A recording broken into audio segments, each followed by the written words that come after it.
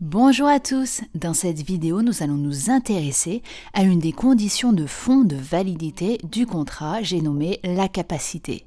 Attention à bien distinguer les conditions de fond des conditions de forme. L'article 1128 du Code civil dispose que sont nécessaires à la validité d'un contrat. Premièrement, le consentement des parties. Deuxièmement, leur capacité de contracter. Et troisièmement, un contenu licite et certain. Vous retrouverez dans la playlist du droit des contrats une vidéo sur le consentement et les différents vices pouvant l'affecter, mais également une vidéo sur le contenu licite et certain du contrat. En ce qui concerne la capacité, vous avez déjà eu l'occasion d'étudier en détail ce sujet en première année de licence de droit, mais vous aurez à revoir certaines notions pour les besoins du droit des contrats.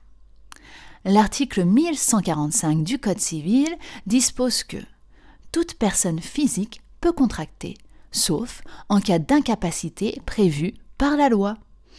La capacité des personnes morales est limitée par les règles applicables à chacune d'entre elles. Ainsi, en principe, toutes les personnes physiques, donc tous les individus, vous, moi, votre voisine, sont capables. Par exception, ceux-ci peuvent être frappés par une incapacité, c'est-à-dire qu'ils ne pourront pas conclure de contrat, peu importe l'identité de leur co-contractant. Quant aux personnes morales, elles disposent d'une capacité particulière puisque limitée. On a là l'application du principe de spécialité.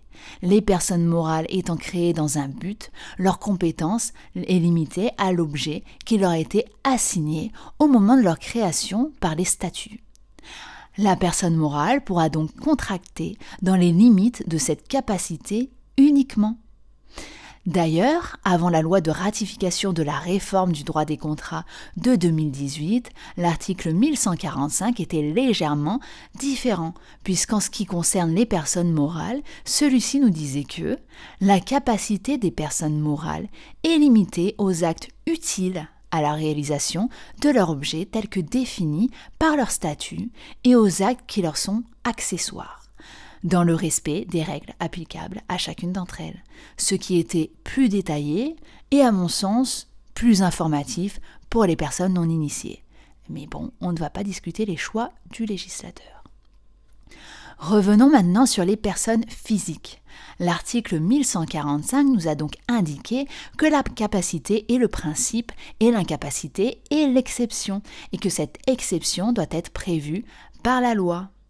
L'article 1146 nous dit ainsi que sont incapables de contracter dans la mesure définie par la loi, premièrement, les mineurs non émancipés, deuxièmement, les majeurs protégés au sens de l'article 425.